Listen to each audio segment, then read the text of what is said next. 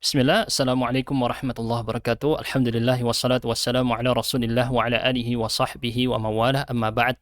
Kita lanjutkan athar yang ketiga tentang athar Sayyidah Fatimah binti Rasulillah sallallahu alaihi wasallam wa radhiyallahu ta'ala anha. Fatimah binti Rasulullah. Dalam hal ini saya memang hanya mengambil dari kitab Al-Mughni karya Al-Imam Ibnu Qudamah jilid 3 halaman 490.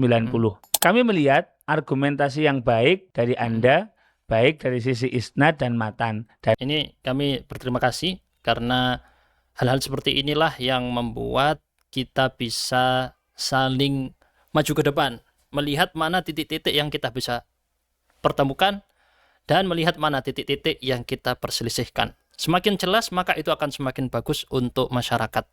Dan yang Antum sampaikan ini adalah kejujuran ilmiah yang luar biasa yang harus kita apresiasi. Jazakumullahu khairan wa nafa'a bikumul Islam wal muslimin. Mari kita lihat selanjutnya.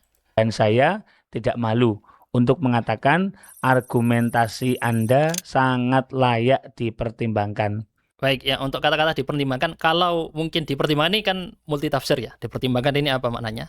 Saya akan tunjukkan bahwa argumentasi yang kita sampaikan ini adalah sangat kuat sekali. Ya, untuk bukan hanya dipertimbangkan, untuk diterima. Kenapa? Kita lihat berikutnya. Riwayat ini sudah saya singgung sebelumnya bahwa tidak dinukil dalam kitab-kitab induk hadis. Dinukil jauh justru baru di tahun 500-an Hijriah oleh Ibnul Jauzi. Tidak ditemukan dalam kitab-kitab sebelumnya. Yang nukil Ibnul Jauzi dan Ibnu Asakir. Oke, Ibnu Najjar. Ini ulama-ulama abad ke-6, abad ke-7. Oke, terus di mana riwayat ini sebelumnya? Disinyalir ini memang adalah riwayat Syiah karena beberapa perawinya ini tidak ada di dalam kitab-kitab biografi para periwayat hadis Ahlus Sunnah. Enggak. Ini yang disinyalir ya, nanti Thahir bin Yahya dan ke atasnya. Terutama lagi ini ya riwayat syairnya Fatimah yang dinukil di sini, madza alayya min syammi turbati ahmada alla yushamma madza zamani ghawaliya. Ini ya, bait syairnya ini banyak disebutkan dalam, teman-teman bisa masukkan aja di Google ya, nanti muncul di website-website Syiah. Dan juga ada ternyata dinukil ini adalah penyair Syiah. Nah, baik.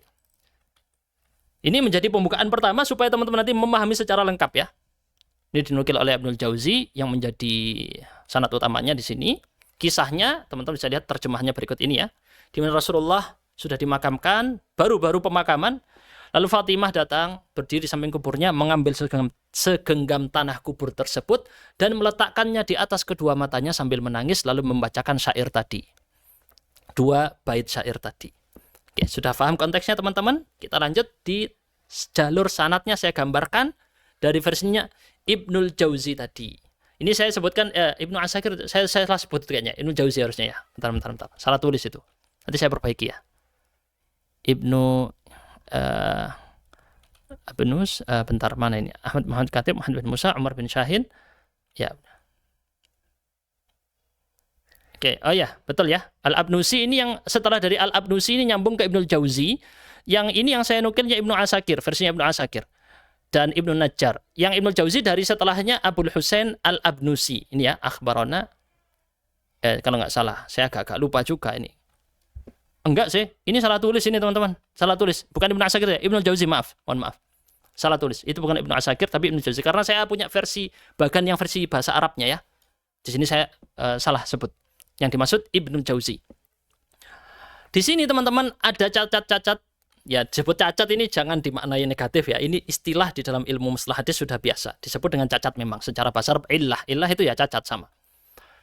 Nah, kita lihat cacat-cacatnya apa saja. Pertama di sini ada 3 periwayat yang tidak dikenal. Warna ungu ini. Jalurnya gini kayak ular teman-teman ya. Karena kepanjangan ini.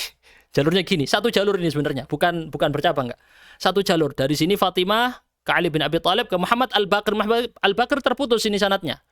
Jauh jaraknya antara Muhammad Al-Baqir dan Ali bin Abi Thalib. Dan nanti kita buktikan bahwa jalurnya terputus. Kemudian kepada putranya Ja'far As-Sadiq. Kemudian Al-Husain Al-Alawi. Tidak dikenal siapa. Yahya bin Al-Husain. Tidak dikenal siapa. Thahir bin Yahya bin Husain tidak dikenal siapa. Memang dia disebut mu'arrikh, seorang ahli sejarah di kota Madinah.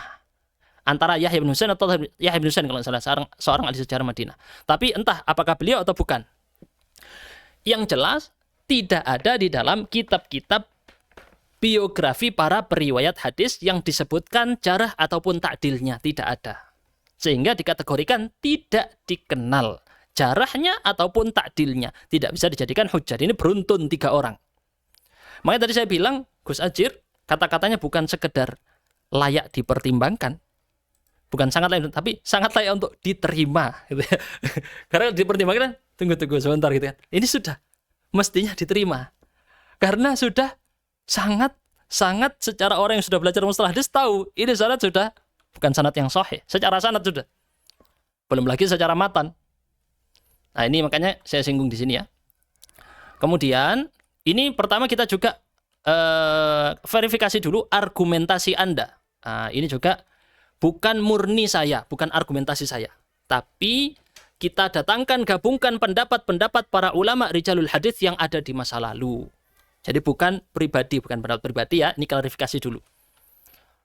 Baik, apa masalah besarnya pada Athar Fatimah? Ya, di sini saya sebut ada 5, salah sebut yaitu 4 harusnya 4. Tadi sudah saya sebut semuanya permasalahannya.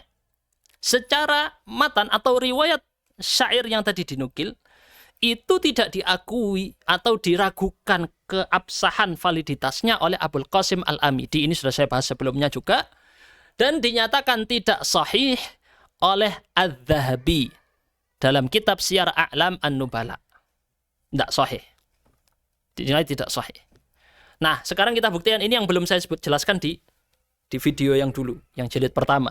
Ini entah jilid keberapa, ini videonya udah banyak banget ya. Saya bahas ini.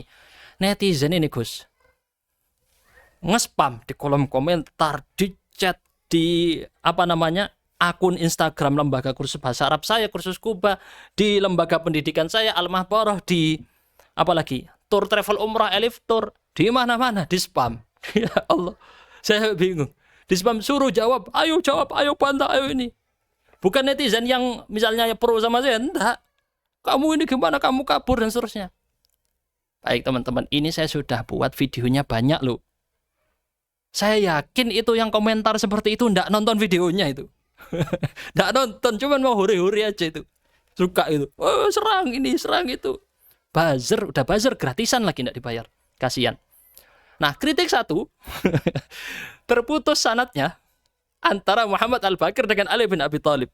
Apa? Ibnu Abi Hatim mengatakan dalam kitab Al-Marasil, beliau Muhammad Al-Baqir lam yudrik huwa wala abuhu Aliyun Aliyan. Oh, bingung kan? Ya apa itu kok tulisannya Aliyun Aliyan? Ya ayahnya beliau Muhammad Al-Baqir adalah Ali bin Zainal Abidin. Ali Zainal Abidin itu beliau berdua, Muhammad Al-Baqir dan Ali Zainal Abidin tidak pernah berjumpa dengan Ali bin Abi Thalib. Kata siapa? Kata kata Abu Zur'ah. Ibnu Abi Hatim biasa nukil dari Abu Zur'ah dan ayahnya Abu Hatim ya.